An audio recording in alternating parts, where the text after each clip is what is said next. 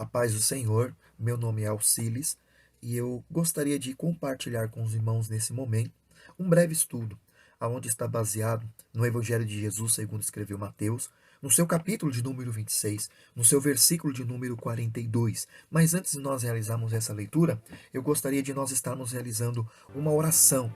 Amém? Vamos orar juntos? Senhor amado, em nome de Jesus, neste momento, estamos aqui, Senhor, realizando esta oração onde nós estaremos sendo direcionados, dirigidos pelo Teu Espírito Santo, na ministração desta palavra, cujo nós estaremos, Senhor, estudando este estudo que está baseado no livro de Mateus, Senhor, aonde será o canal de bênção para as nossas vidas. Que o Teu Espírito Santo nos guie, nos conduza, que possamos ser bênção para a vida de cada um de nós, Senhor. Fala conosco nessa noite, em nome de Jesus. Então, no livro de Mateus, capítulo 26, seu versículo de número 42, diz assim a palavra do Senhor: E indo segunda vez orou dizendo: Meu Pai, se este cálice não pode passar de mim, sem eu o beber, faça-se a tua vontade. Aleluia. Irmãos, nós vemos Jesus diante da sua vida, do seu ministério.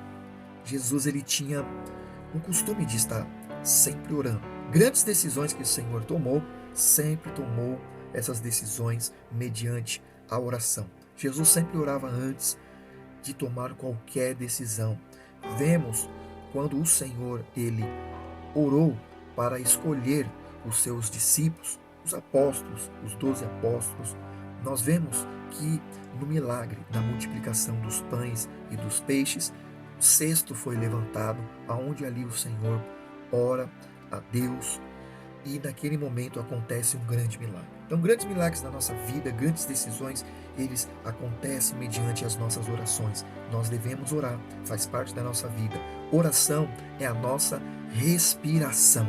Amados, nós vemos Jesus, quando ele, no Getsemane, o Senhor, ele volta a segunda vez para orar. Estava ali acompanhado com alguns dos seus discípulos. Nós vemos que o Senhor, ele expressa dizendo: Meu Pai, se este cálice não pode passar de mim sem eu o beber, faça-se a tua vontade. Existem coisas em nossas vidas que nós não temos como evitar. Existem coisas em nossas vidas, até em decisões, até em atitudes que nós tomamos, que não tem como nós evitarmos algumas consequências que vêm sobre nós. Nós vemos que aqui a consequência não era uma consequência de um ato ruim, de um pecado ou de algum mal que o Senhor havia feito. Mas nós vemos que essa consequência era acerca do que Jesus estava fazendo por nós e o que ele iria passar. Nós vemos que nesse momento na qual Jesus está orando, Deus, Pai, mostra a ele o sofrimento na qual Jesus estaria passando. Sofrimento que nós não queremos ver. Se nós orarmos, nós queremos que Deus só nos mostre bênção. Senhor, me mostra bênção. Senhor, me dá aquela bênção. Felizmente, muitas vezes a gente tem esse tipo de concepção, mas nem sempre é assim. Nós vemos que o Senhor, ele ora e Deus mostra a ele o que ele iria passar. E o que ele iria passar não era algo normal, comum, não era algo que nenhum de nós desejamos passar. Mas existem coisas em nossas vidas que infelizmente nós passaremos. Mas não é para nos matar, mas é para nos fortalecer, para nos amadurecer. Jesus, ele veio com um propósito. Ele veio como um homem e ele veio morrer por mim e veio morrer por você. Jesus, ele se entregou na cruz pelos nossos pecados, por nossas dores, pelas nossas enfermidades. A cruz, que era sinal de maldição, se fez sinal de bênção para mim e para você. Ela nos trouxe a salvação. Mas nós vemos que sem cruz não existe justificação. Jesus não tinha como trazer salvação para nós se ele não passasse pela morte de cruz. Isso é algo que nós já começamos no início desse estudo, breve aqui aos irmãos, já aprendendo. O fardo que Jesus iria passar era um fardo inevitável. Eu entendo que ele, como homem, ele poderia correr. Se fosse eu e você, a gente sairia correndo. Eu entendo que ele, como homem, ele poderia começar a chorar, fraquejar. E ali Jesus não querer de jeito nenhum. Mas a gente também entende que alguns estudiosos dizem que esse momento foi um momento de fraqueza de Jesus. Um momento na qual Jesus ele expressa, mostrando diante do seu sentimento que era algo que ele não queria passar. Porque se nós formos ler novamente o versículo 42, vai dizer: meu pai, se este cálice não pode passar, é como se eu dissesse, se pudesse passar, passaria. Se eu pudesse passar por essa prova, que essa prova passa logo. Ou eu passo na frente dela, nem acompanho ela, para mim não sofrer essa prova. Se é algo que a gente pode escolher, se é algo ruim que a gente sabe que vai passar, irmão, ninguém quer passar. Ninguém quer viver isso em nossa vida. Mas nós entendemos, aqui já foi citado, que para que a salvação viesse para nós, era necessário Jesus morrer na cruz por mim, por você.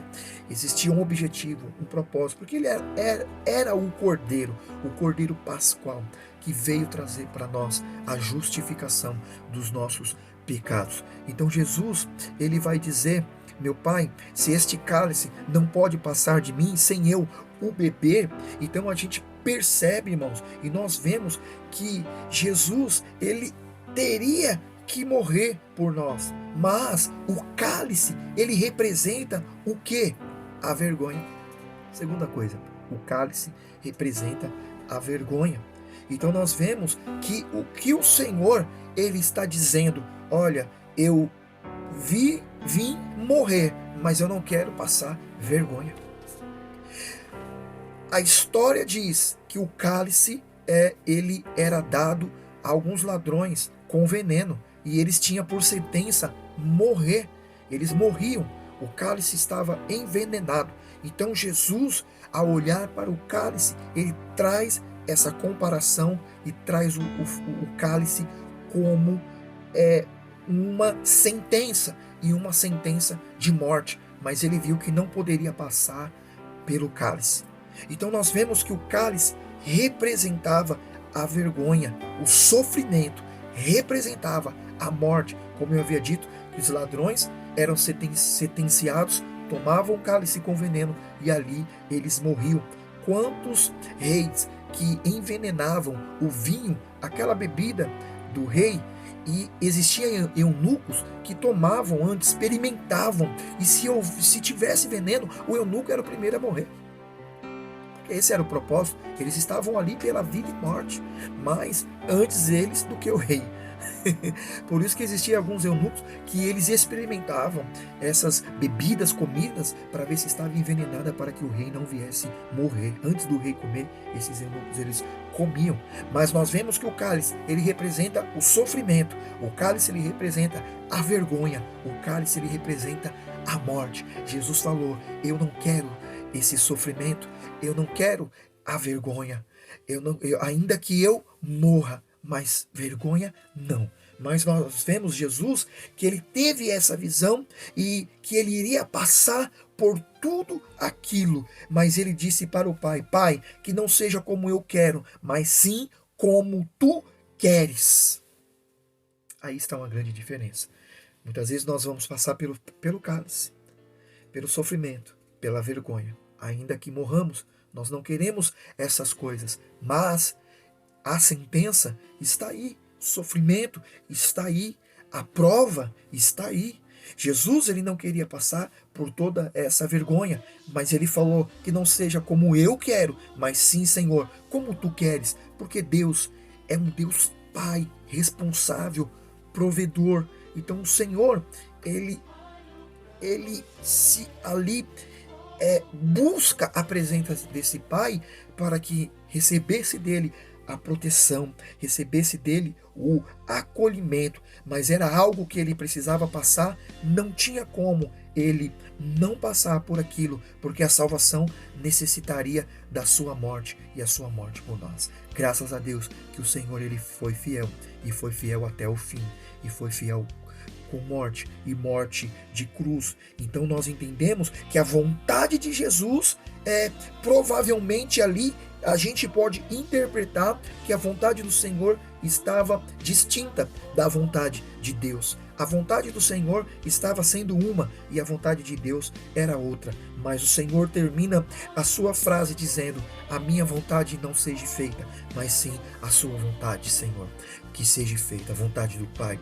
Muitas vezes a minha vontade não pode prevalecer, a minha vontade não pode passar a vontade de Deus. Eu preciso entender a vontade de Deus. Eu preciso viver a vontade de Deus. Eu preciso estar na vontade de Deus. Deixa eu lhe dizer uma terceira coisa.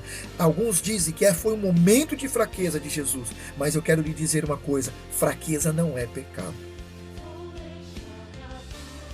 Mas todo pecado é uma fraqueza. Fraqueza ela não é um pecado, mas todo pecado é uma fraqueza. E percebemos que pessoas fracas, elas podem cometer pecado. E naquele momento, nós vemos Jesus, que ele teve um momento de fraqueza, mas Jesus não pecou, porque Jesus não fez a vontade dele. Jesus fez a vontade do Pai. E nós estamos aqui para fazer a vontade do Pai. E nós vemos que Jesus, ele foi até o final, ele foi forte, porque ele é forte, porque ele foi até o final. E só os fortes chegam no final, só os fortes completam a carreira, como Paulo, ele guardou a sua fé. Paulo completou a sua carreira e você há de completar a sua carreira. Então nós vemos que Jesus, ele termina dizendo: Pai, que a sua vontade sim seja feita. Porque o preço era o cálice, o preço era a morte, o preço era esse, para a redenção na cruz, pela minha e pela tua vida. Eu posso ilustrar dizendo de uma forma particular: Jesus ali, ele olhou para mim, ele olhou para você e disse assim: eu vou até o final. Porque ele vai dizer: meu Pai, se este cálice não pode passar de mim, sem eu o beber, faça a tua vontade. Eu vou beber, porque a sua vontade é soberana. A sua vontade é o principal. A sua vontade que deve ser feita. Então nós vemos o Senhor indo até o fim. E ele foi até o fim. E hoje ele reina, está à destra do Pai, reinando por minha vida, pela tua vida. E ele disse: eu vou para o Pai, mas eu vos prepararei lugar. Aleluia. Na casa do meu Pai há muitas moradas. Então receba essa palavra de bênção para a sua vida. Existem coisas e provas e situações que você vai passar, mas saiba de uma coisa: vai até o final, porque no fim há uma grande vitória para a sua vida. Em nome de Jesus. Que Deus te abençoe em nome do Senhor Jesus Cristo. Muito obrigado e fique com Deus.